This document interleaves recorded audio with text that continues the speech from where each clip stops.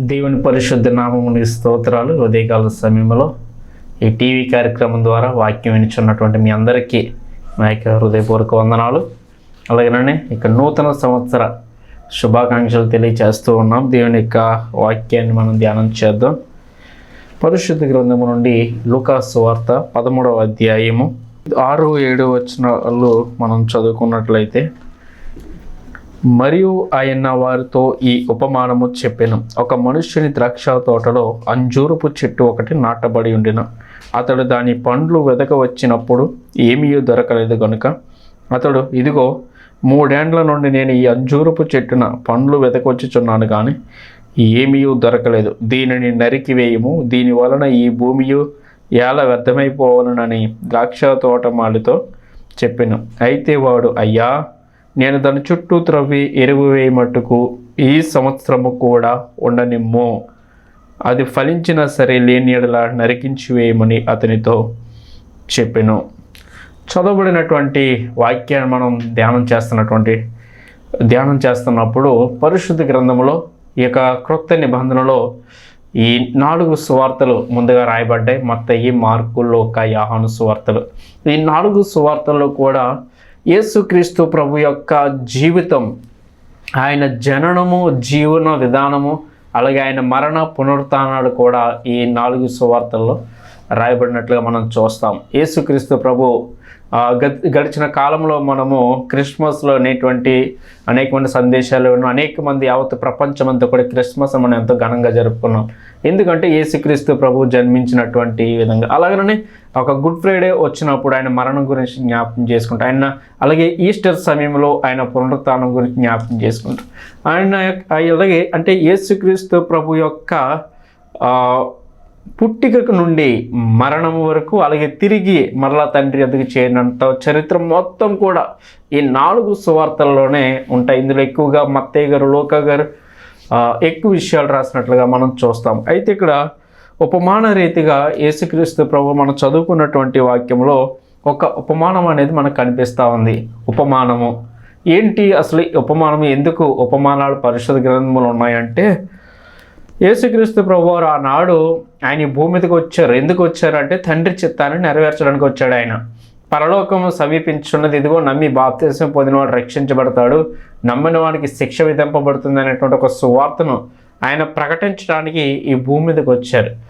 ఆయన 33.5 సంవత్సరాలు జీవించి చివరి 3.5 సంవత్సరాల కాలంలో యోదయ, సమరయ, గలిలయ అనేక ప్రాంతాల్లో ఆయన కాలినడకన తిరిగి అనేక మందికి సువార్తను ప్రకటించి శిష్యులుగా తయారు చేసుకున్నట్లుగా మనం చూస్తాం. కారణం ఏంటంటే దేవుని చిత్తం, దేవుని ప్రణాళిక అలా అయింది. తండ్రి చిత్తాన్ని నెరవేర్చడంలో భాగంగా ఆ విధంగా చేస్తూ ఆయన ఎక్కడ ఏ సువార్త ప్రకటించినా కూడా ఎలా చెప్పేవారంటే ప్రజలకు అర్థం కావటం కోసం ప్రతి విషయాన్ని కూడా ఉపమానాల రూపంలో చెప్తూ వచ్చేవారు. అనేకమైనటువంటి ఉపమానాలు క్రొత్త నిబంధనలో ఉన్నాయి పరిశుద్ధ గ్రంథంలో. ఈ 4 సువార్తలలో ప్రాముఖ్యంగా మత్తయి సువార్తలను, లూకా సువార్తలను ఎక్కువ ఉపమానాలు రాయబడ్డాయి. ఎందుకు యేసు ప్రభు ఉపమాన రూపం చెప్తూ ఉండేవారంటే, ఈనాడు ఉన్నటువంటి విద్య, ఇప్పుడు ఉన్నటువంటి టెక్నాలజీ, ఇప్పుడు ఉన్నటువంటి నాలెడ్జ్ అప్పట్లో లేదు. సో ఆనాటి కాల ప్రజలకి దేవుని చిత్తం అర్థం కావటం కోసం, ఆయన ప్రణాళికను అర్థం చేయించడం కోసం ప్రతి విషయాన్ని కూడా ఆయన ఎలా చెప్పేవారంటే ఉపమాన రూపంలో చెప్తూ ఉండేవారు. ఉపమాన రూపంలో చెప్తూ అది వాళ్ళకి అర్థమయ్యేటటువంటి ప్రయత్నం చేస్తూ ఆయన యేసుక్రీస్తు ప్రభువారు ఉపమాన రూపంలో అనేకమైన ఉపమానాలు మనం ఇక్కడ రాయబడ్డాయి. సో పరిశుద్ధ గ్రంథంలో ఈ యొక్క క్రొత్త నిబంధనలో అనేకమైన ఉపమానాలు ఉన్నాయి. గురుకుల ఉపమానమని, ఆవగింజ ఉపమానమని, విత్తువాని ఉపమానమని, ద్రాక్ష తోటముల ఉపమానమని, అంజూరపు చెట్టు ఉపమానమని, ఇలా అనేకమైనటువంటి ఉపమానాలు రాయబడ్డాయి. ప్రజలకి అర్థం కావటం కోసం రాస్తూ ఆయన బోధించినటువంటి వర్తమానాల్లో ఉపమానాలంకారంలో చెప్తూ ఉండేవారు. ప్రియులారా, ఇక్కడ చదవబడినటువంటి ఉపమానాన్ని మనం చూస్తున్నప్పుడు ఆయన వారితో ఈ ఉపమానం చెప్పాను. ఏమని చెప్తున్నారంటే, ఒక మనిషిని ద్రాక్ష తోటలంట అంజూరపు చెట్టు ఒకటి నాటబడింది. ఒక మనుషునికి ద్రాక్ష తోట ఉంది. ఆ ద్రాక్ష తోటలో అనేకమైనటువంటి ద్రాక్షవల్లులు ఉన్నాయి, అవి ఫలిస్తూ ఉన్నాయి. ఆ ద్రాక్ష తోటలో ఒక అంజూరపు చెట్టు ఒకటి నాటబడి ఉందంట ప్రియులారా. అది మొలిచినది కాదు, నాటబడినటువంటి అంజూరపు చెట్టు. ఇక్కడ చాలా క్లియర్గా ఉంది, అంజూరపు చెట్టు ఒకటి నాటబడి ఉందంట. అయితే ఈ యజమాని యొక్క ఉద్దేశం ఏంటంటే అంజూరపు పండ్లు తినాలి, అంజూరపు పండ్లను నేను భుజించాలి, అంజూరపు పండ్లు కాస్తాయి, అంజూరపు పండ్లు పోస్తాయి అని చెప్పి చాలా ఆసక్తితో ఎదురు చూస్తూ ఉన్నాడు. ఎప్పటికి ఎదురు చూస్తూ ఉన్నాడంటే దాని పంట, దాని కాలము సమీపించేటటువంటి సమయాన్ని అది ఫలిస్తుందని చెప్పి ఎదురు చూస్తూ ఉన్నాడు. కానీ ప్రియులారా గమనించండి, ఆ సంవత్సరం వచ్చింది, పంట కాలం వచ్చింది, కానీ ఏ మాత్రము కూడా దానిలో ఫలాలు అనేవి లేవు. దానిలో ఫలాలు లేవు ప్రియులారా, కేవలం ఆకులు మాత్రమే ఉన్నాయి, కానీ ఫలాలు మాత్రం లేవు. యజమాని నిరుత్సాహం చెందాడు. అయ్యో, ఈ సంవత్సరం నేను ఫలాలు తిందామనుకున్నాను కానీ ఫలించలేదే అని చెప్పి నిరుత్సాహపడ్డాడు యజమాని. సర్లే వచ్చే సంవత్సరం అన్నా చూద్దామని చెప్పి మరలా సెకండ్ ఇయర్ కూడా చూశాడు. కానీ సెకండ్ ఇయర్ కూడా ఏ మాత్రం కూడా ఫలాలు లేవు, కేవలం ఆకులు మాత్రమే ఉన్నాయి, కేవలం చెట్టు మాత్రమే పెరిగిపోతూ ఉంది, కొమ్మలు రెమ్మలు పెరిగిపోతూ ఉన్నాయి, చెట్టు స్థలాన్ని ఆక్రమిస్తూ ఉంది, కానీ ఏ మాత్రం ఒక్క ఫలము కూడా చెట్ల నుండి రావటం లేదు. అంజూరపు పండు ఒక్క పండు కూడా కాయట్లేదు. 2 సంవత్సరాలు గడిచిపోయింది. అలాగేనండి 3వ సంవత్సరం వచ్చింది, సేమ్ యాజ్ ఇట్ ఈజ్గా థర్డ్ ఇయర్ 3వ సంవత్సరము కూడా ఫలాలు లేవు. ఇక యజమానికి నిరుత్సాహం వచ్చేసింది ఆ విషయంలో. అంజూరపు చెట్టు గురించి యజమానికి నిరుత్సాహం వచ్చి తన తోటమాలిని పిలిచి చెప్తాడు, ఇదిగో నేను ఈ అంజూరపు పండ్లు తినవలనని 3 ఏండ్ల నుండి నేను కనిపెట్టుచున్నాను, కానీ ఒక్క పండు కూడా లేదు. ఇక నేను విసిగిపోయాను, నాకు ఈ చెట్టు ఇంక నా తోటలో ఉండటానికి వీల్లేదు, దీన్ని అర్జెంటుగా నరికించేయండి, దీన్ని అగ్నిలో వేసేయండి, దీన్ని తీసేయండి అని చెప్పి తోటమాలికి యజమాని ఆజ్ఞాపించాడు. తన తోటమాలి చెప్పాడు, ఇదిగో అది ఉండటానికి వీల్లేదు, నేను 3 సంవత్సరాల నుంచి చూస్తున్నాను, కానీ అది ఏ మాత్రం కూడా ప్రతిఫలం లేదు. దీనివల్ల భూమి వేస్ట్ అయిపోతుంది, దీనివల్ల నీ ప్రయాస వేస్ట్, మందులు దానికి పెట్టే ఎరువు ఖర్చు ఎంత వృధానే కదా, ఎందుకు అది తీసివేయి, ఉండటానికి వీల్లేదు, దాన్ని నరికించి అన్నప్పుడు ప్రియులారా ఇక్కడ గమనించండి, తోటమాలి యజమానితో చెప్తున్నటువంటి మాట. యజమాని అంటా ఉన్నాడు, అయితే వాడు, అయ్యా నేను దాని చుట్టూ త్రవ్వి ఎరువు మెట్టుకు ఈ సంవత్సరము కూడా ఉండనిమ్ము. యజమానిని వేడుకుంటా ఉన్నాడు తోటమాలి, అయ్యా ఈ సంవత్సరం గురించి నేను ఇంకా దానికి ఏం చేయాలో చేస్తా, దానికి ఇంకా మంచి ఎరువు వేస్తా, ఇంకా దాని చుట్టూ కంత కట్టి దాని చుట్టూ మరి బలమైనటువంటి ఒక మంచి ఎరువును పెట్టి నీళ్లు పెట్టి ఈ సంవత్సరం చూద్దాం ఫలిస్తుందేమో, ఈ సంవత్సరం మట్టికి ఉంచండి అని చెప్పి యజమానిని ఈ తోటమాలి వేడుకుంటున్నాడు ప్రియులారా. అది ఒకవేళ ఫలిస్తే సరే, ఒకవేళ ఈ సంవత్సరం కూడా ఫలించకపోతే ఇక మీ ఇష్ట ప్రకారమే దానిని నరికివేద్దాం, మీ ఇష్ట ప్రకారం దాన్ని తీసివేద్దామని చెప్పి ప్రియులారా అతడు తన యజమానిని ఒప్పించినట్లుగా మనం చూస్తాం. ఈ ఉపమానాన్ని మనం చూస్తున్నప్పుడు ఈ అంజూరపు చెట్టు ఇప్పుడు ఈ వాక్యం ఉన్నటువంటి నీకు నాకు కూడా సాదృశ్యంగా ఉంది ప్రియులారా. 2023వ సంవత్సరం గడిచిపోయింది, 2024 నూతన సంవత్సరం మనకు వచ్చేసింది. గమనించండి, మన ముందు సంవత్సరాలు గడిచిపోతూ ఉన్నాయి.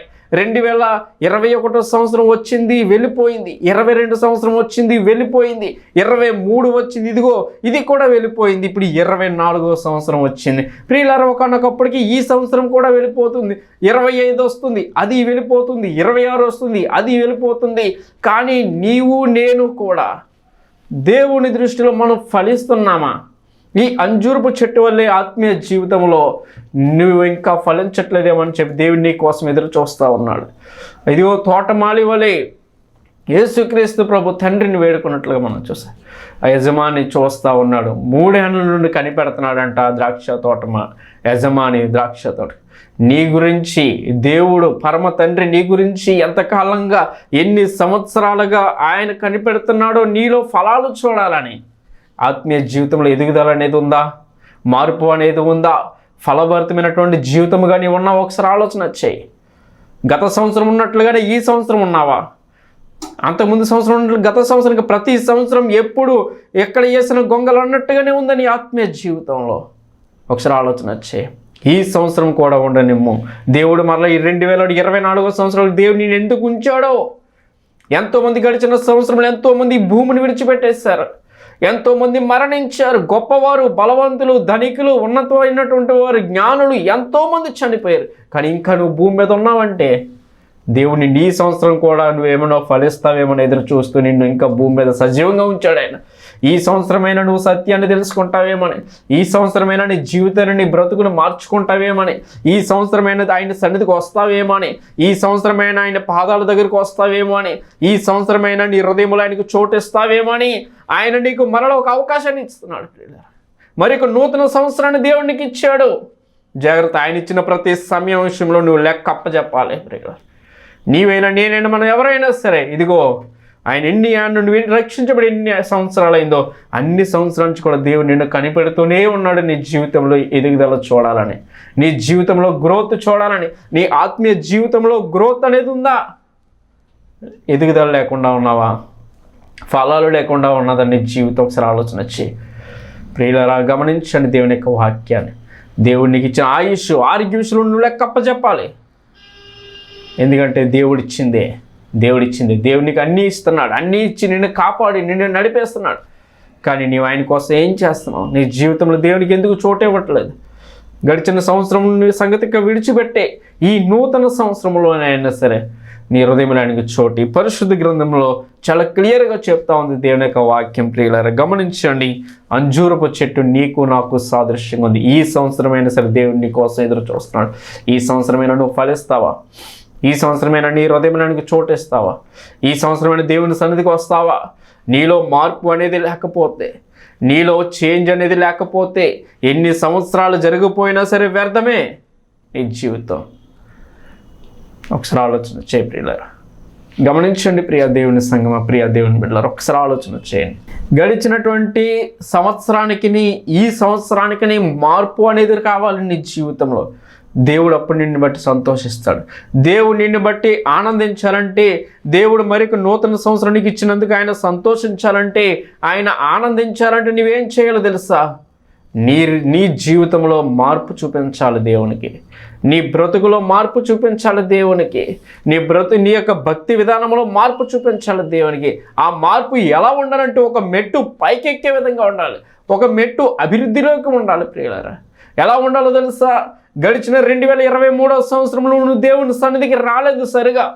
ఈ నూతన సంవత్సరంలో క్రమంగా దేవుని సన్నిధికి రా. దేవుడు నిన్ను బట్టి సంతోషిస్తాడు. గడిచిన 2023వ సంవత్సరంలో నువ్వు ప్రియులారా సరిగా నువ్వు ప్రార్థన చేసుకునేదావు కాదు, ప్రార్థన చేసుకునేవాడు కాదు. ఈ సంవత్సరం నువ్వు ప్రతిదినం క్రమంగా ప్రార్థన చేయి.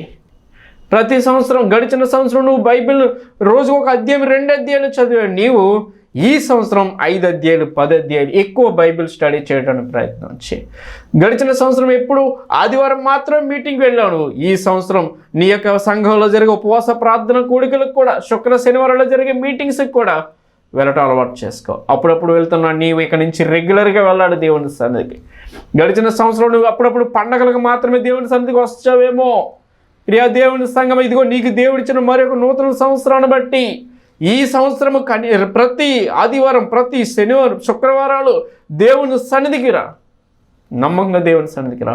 ఆలస్యంగా వెళ్తున్నావా దేవుని సన్నిధికి? ఈ నూతన సంవత్సరంలో సమయానికి వెళ్ళడానికి మార్పు అనేది ఒక స్టెప్ పైకి అభివృద్ధి పథంలోకి వెళ్ళాలి. నువ్వు గడిచిన సంవత్సరం ఇంటికాడ ఏదో 10 నిమిషాలు 5 నిమిషాలు చిన్న చిన్న ప్రార్థన చేసుకుంటున్నావేమో డైలీ. ఇక్కడి నుంచి ఒక పావు గంట, ఒక అరగంట ప్రార్థన చేయడం నేర్చుకోవాలి. మార్పు అనేది అలా ఉండాలి. మార్పు అనేది ఒక మెట్టు ఎక్కేదిగా ఉండాలి నీ జీవితంలో.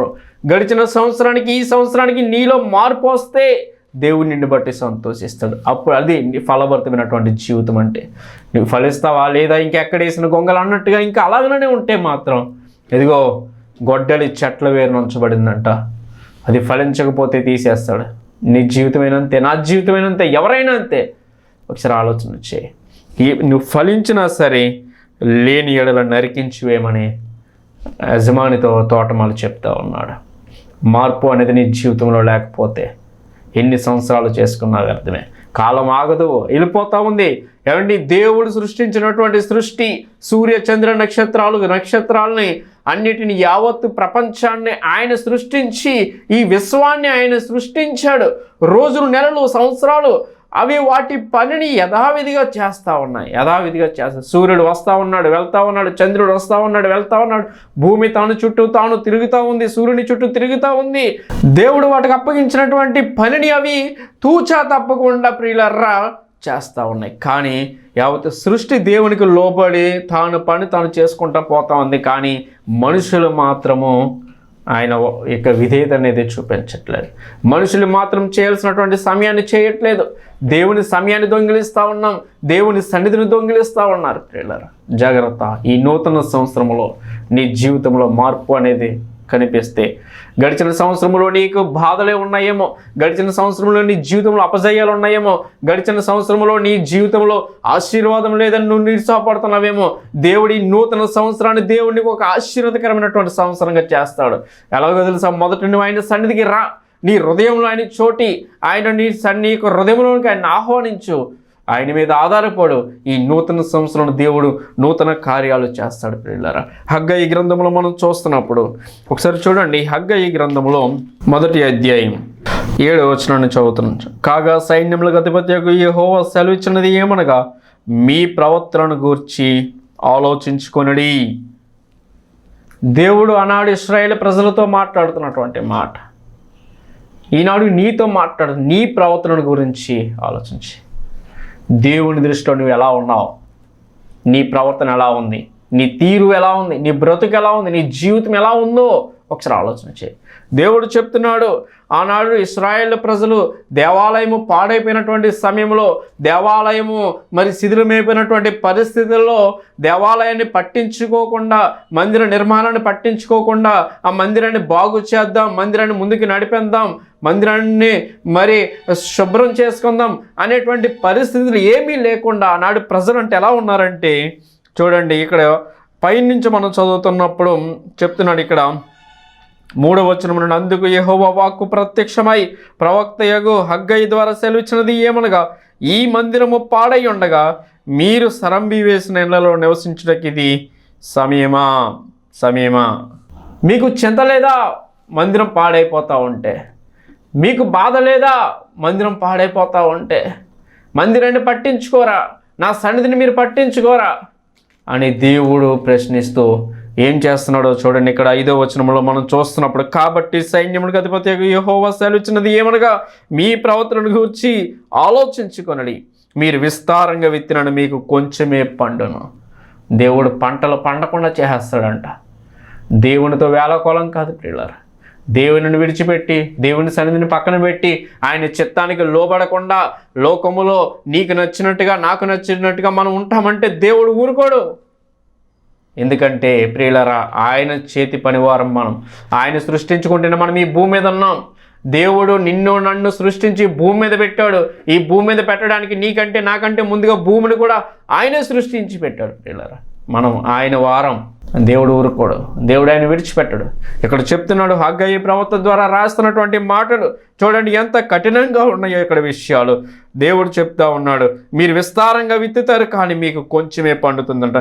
మీరు భోజనం చేస్తారు కానీ ఆకలి తీరకనది, పానము చేయుచున్నను దాహము తీరకనది, బట్టలు కప్పుకొనుచున్నను చలి ఆగకున్నది, పనివారు కష్టం చేసి జీతం సంపాదించుకున్నాను, జీతము చినుగుపోయిన సంచిలో వేసినట్టుగా అయిపోతుందంట. మీ ప్రవర్తన విషయం ఆనాడు ఇశ్రాయేలుకి దేవుడిచ్చినటువంటి పనిష్మెంట్. మీరు విస్తారంగా విత్తుతారు, ఆహారం కావాలని, పంట కావాలని, భోజనం కావాలి, బ్రతకడానికి ఆహారం కావాలని మీరు ఎంతో ప్రయాసపడి వ్యవసాయం చేస్తారు, విత్తనాలు విత్తుతారు, కానీ ఫలించదు. ఎందుకంటే దేవుడు చేస్తాడు. వర్షాలు లేకుండా చేస్తాడు ఆయన. పక్షులు వచ్చి ఎత్తుకుపోయేలా చేస్తాడు ఆయన. అక్కడ గచ్చ పొదలు, ముండ్ల పొదలు కూడా పెట్టించగలడు ఆయన. ఎందుకంటే దేవునికి లోపడకుండా ఆనాడు ఇశ్రాయేలు ప్రజలు దేవుని మందిరాన్ని విడిచిపెట్టేశారు, మందిరపు పనులు మానేశారు, ఎంతసేపు తమ సొంత కార్యాల్లోనే ఉండిపోయారు. అందుకని వాళ్ళకి ఇచ్చినటువంటి పనిష్మెంట్, మీరు విస్తారంగా విత్తనాన్ని మీకు కొంచెమే పండుతుంది, కొంచెమే, చాలకుండా పండుతుంది. అంత మాత్రమే కాదు, మీరు భోజనం చేసినా సరే తృప్తి అనేది మీకు ఉండదు. పానం చేస్తారు కానీ దాహం తీరేటువంటి తృప్తి అనేది మీకు కలగదు. ఎంత శాపం చూడండి, ఎంత పనిష్మెంట్ చూడండి. ఒకసారి ఆలోచన చేయండి. ఇలాంటి పరిస్థితులు మన జీవితంలో నేడు ఎలాంటి పరిస్థితులు వస్తాయి, తట్టుకోగలమా? ఒకసారి ఆలోచించే ఆనాడు హగ్గయి ద్వారా మాట్లాడుతున్నటువంటి మాటలు. మందిరము పాడైపోతూ ఉందంట. ప్రియా దేవుని సంఘం, ఈ నూతన సంవత్సరంలోనైనా ఏదో పండగ నాడే దేవుని సన్నిధికి వచ్చావేమో, కేవలం పండగ నాడే మందిరంలో అడుగు పెట్టావా నీవు? ప్రియులారా, ఒకసారి గమనించండి. ఈ నూతన సంవత్సరంలో దేవుని సన్నిధికి నమ్మకంగా, నువ్వు ఏ సంఘానికి చెందినవాడైనా, ఏ ప్రాంతానికి చెందినవాడైనా, ఏ డినామినేషన్కి చెందినవాడైనా, మీరు మీ స్థానిక సంఘములో నమ్మకంగా దేవుని సన్నిధికి వెళ్ళి ఈ నూతన సంవత్సరంలో అయినా సరే దేవుని సన్నిధికి నమ్మకంగా వచ్చి మీ దైవ సేవకులు చెప్పినటువంటి వాక్యాలు విని దేవుని కొరకు నమ్మకంగా బ్రతికితే దేవుడు మీ జీవితంలో గొప్ప కార్యాలు చేస్తాడు. పరిశుద్ధ గ్రంథంలో కీర్తనకారుడు ఏ విధంగా చెప్తున్నాడు చూడండి. కీర్తన గ్రంథము 65వ అధ్యాయము 11వ వచనములో, సంవత్సరముని దయాకిరీటం ధరింపచేసి ఉన్నావు, నీ జాడలు సారము వెదజల్లుచున్నవే. సంవత్సరమును నీ దయాకిరీటము దేవుడి దయ. నిజమే ప్రియులారా, సంవత్సరము మనం బ్రతికి ఉన్నామంటే, సంవత్సరము మరొక సంవత్సరంలో అడుగు పెడుతున్నామంటే కేవలము దేవుని యొక్క దయ, దేవుని యొక్క కృపం నీ మీద నా మీద ఉండబట్టే ఒక సంవత్సరం ఆయుష్ నీ జీవితంలో నువ్వు అనుభవించగలవు. ఈ భూమి మీద ఉన్నావంటే సంవత్సరం నీ దయాకిరీటం అంటే దేవుడు ధరింప చేసి ఉన్నాడని దావీదు కృతజ్ఞతతో చెప్తా ఉన్నాడు. అలాగనే మనం చూస్తున్నప్పుడు హబక్కూకు రాస్తున్నటువంటి హబక్కూకు గ్రంథంలో 3వ అధ్యాయం 2వ వచనాన్ని మనం చూస్తాం. 3వ అధ్యాయం 2వ వచనం, యెహోవా నిన్ను గూర్చిన వార్త విని నేను భయపడుచున్నాను. యెహోవా సంవత్సరములు జరుగుచుండగా నీ కార్యములు నూతన పరచము, సంవత్సరములు జరుగుచుండగా దానిని తెలియచేయము, కోపించుచునే వాత్సల్యం జ్ఞాపకమునకు తెచ్చుకొనుము. హబక్కూకు రాస్తున్నటువంటి మాటలు. సంవత్సరములు జరుగుచుండగా నీ కార్యములు నూతన పరచము. దేవుని వేడుకుంటా ఉన్నాడు. దేవుడు తన కార్యాలు నూతన పరుస్తాడు. దేవుడు ఎన్నో కార్యాలు చేస్తున్నాడు. కానీ మన జీవితంలో మన బ్రతుకులో మార్పు అనేది కావాలి. నూతనమైనటువంటి తలంపులు, నూతనమైనటువంటి క్రియలు, నూతనమైనటువంటి ప్రవర్తన, నూతనమైనటువంటి భక్తి విధానము, నూతనమైనటువంటి జీవితము మన జీవితంలో ఉండాలి. మార్పు అనేది చాలా ప్రాముఖ్యం. దేవుడు నిన్ను బట్టి సంతోషించాలంటే, దేవుడు నీకు మరొక సంవత్సరం ఇచ్చినందుకు ఆయన ఆనందించాలంటే నీ జీవితంలో మార్పు అనేది రావాలి. నీ జీవితంలో నీ బ్రతుకులో మార్పు వస్తే దేవుడు నిన్ను బట్టి సంతోషిస్తాడు. ఇదిగో ఆయన సంవత్సరములు జరుగుతుండగా ఆయన కార్యాలు ఆయన నూతన పరిస్థితులు. అంత మాత్రమే కాదు, ఇక కొరింథీయులకు రాసినటువంటి పత్రిక, అపోస్తలుడైన పౌలు కొరింథీయులకు రాసినటువంటి 2వ పత్రికలు మనం చూస్తున్నప్పుడు 5వ అధ్యాయము 17వ వచనములో, కాగా ఎవడైనను క్రీస్తు యందున్న ఎడల వాడు నూతన సృష్టి, పాతవి గతించెను, ఇదిగో క్రొత్తవాయెను. అపోస్తలుడైనటువంటి పౌలు కొరింథీ సంఘానికి రాస్తున్నటువంటి మాట చాలా క్లియర్గా రాస్తాడు. పౌలు తన జీవితంలో తన అనుభవంతో దేవుని యొక్క ఆలోచనతో ఆయన రాస్తున్నటువంటి మాట, కాగా ఎవడైనను క్రీస్తునందున్న ఎడల వాడు నూతన సృష్టి. క్రీస్తునందున్న ఎడల వాడు నూతన సృష్టి. సమస్తము మరి క్రొత్తవైతే అంట, పాతవి గతించిపోతాయి. పాత జీవితాన్ని మనం విడిచిపెట్టాలి. రోత జీవితాన్ని మనం విడిచిపెట్టాలి. నూతన జీవితం, నూతనంగా మన హృదయం, నూతనంగా మన జీవితాన్ని ప్రారంభించాం దేవుని సన్నిధిలో. దేవుని కొరకు నమ్మకంగా బ్రతుకుతాయి. ఈ నూతన సంవత్సరంలో ఏమండి, గడిచిన పాత సంవత్సరంలో మీ జీవితంలో మీ బ్రతుకులు ఒకవేళ నిరుత్సాహము, నిస్పృహ, అపజయము, నష్టము, ఒకవేళ బాధలే, అనారోగ్య పరిస్థితులే, సమస్యలతో ఉన్నావేమో, దేవుడి ఈ నూతన సంవత్సరంలో వాటికి ప్రతిగా దేవుడు నీ జీవితంలో సంతోషాన్ని ఇవ్వాలని ఆయన చూస్తూ ఉన్నాడు. దేవుడు నీ జీవితంలో అలాంటి సంతోషాన్ని ఇస్తాడు. అలాంటి ఆనందాన్ని ఇవ్వాలంటే మొదట నీవు దేవుని సన్నిధికి వచ్చి నీ ఆలోచనలు, నీ ప్రవర్తన, నీ జీవితం, నీ బ్రతుకును మార్చుకొని దేవుని కొరకు నువ్వు నమ్మకంగా బ్రతికితే దేవుడు నీ జీవితంలో గొప్ప కార్యాలు చేస్తాడు అన్నాడు. ఇదిగో ఈ సంవత్సరం మట్టుకు కూడా ఉండనమ్మని యజమానుడు వేడుకుంటాడు. నువ్వు ఫలించకపోతే, నీ జీవితంలో మార్పు లేకపోతే, నీ బ్రతుకులో మార్పు లేకపోతే, ఈ సంవత్సరం నీకు ఆఖరి అవుద్దేమో జాగ్రత్త. ఈ సంవత్సరం నీకు ఆఖరి అయిపోద్దేమో జాగ్రత్త. మిమ్మల్ని ఎవరిని భయపెట్టడానికి కాదు. ప్రియా దేవుని సంగమా, గమనించండి దేవుని యొక్క వాక్యాన్ని. దేవునికి మరొక నూతన సంవత్సరాన్ని ఇచ్చాడు ఆయన. దేవునికి వందనాలు చెప్పు. దేవుని కృతజ్ఞత కలిగి ఉండు. దేవుడు నాకేం చేయలేదు అనుకుంటున్నావా? దేవుడు నాకేం మేలు చేయట్లేదు, దేవుడు నన్ను పట్టించుకోవట్లేదు, దేవుడు నాకు సహాయం చేయట్లేదు అని నువ్వు అనుకుంటున్నావా? దేవుడు నీకు ఎన్నో మేలు చేస్తాడు. నువ్వు వాక్యం వినిచున్నాడు, నీకు దేవుడు ఎన్నో మేలు చేస్తాడు. ఏమండి, ఒక దేవుడు నీకు చక్కగా 3 పూట్ల తృప్తిగా మంచి ఆహారాన్ని ఇచ్చి దేవుడు నిన్ను పోషిస్తూ ఉన్నాడు. చాలామందికి ఒక్క పూట కూడా భోజనం లేక ఆకలితో అలమట్టించిపోతున్నారు.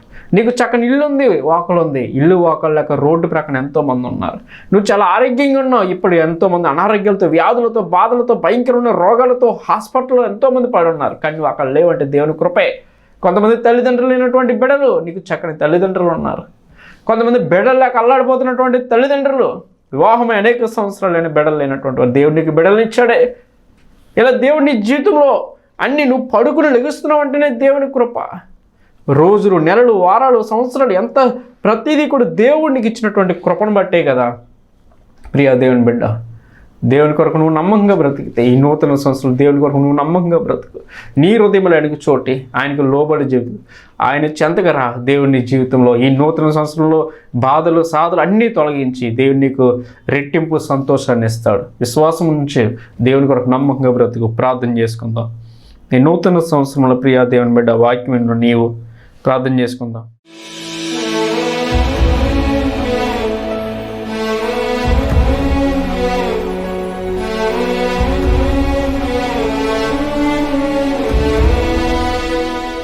మహాపరిశుద్ధుడు, ప్రేమగల మా తండ్రి దేవా, నీ కృపను బట్టి గడిచిన 2023 సంవత్సరం అంతయు నీ దయలమును కాపాడి సజీవ లెక్కలో ఉంచి వ్యాధుల నుండి, బాధ నుండి మీరు తప్పించి, ఎన్నో సమస్యల శోధల నుంచి మమ్మల్ని ముందుకు నడిపించి నూతన సంవత్సరంలోకి అడుగు పెట్టడానికి మీరిచ్చిన ధన్యతను బట్టి, మీరిచ్చిన కృపను బట్టి, మీరిచ్చిన భాగ్యాన్ని బట్టి మీకు వందనాలు, స్తుతులు, స్తోత్రాలు.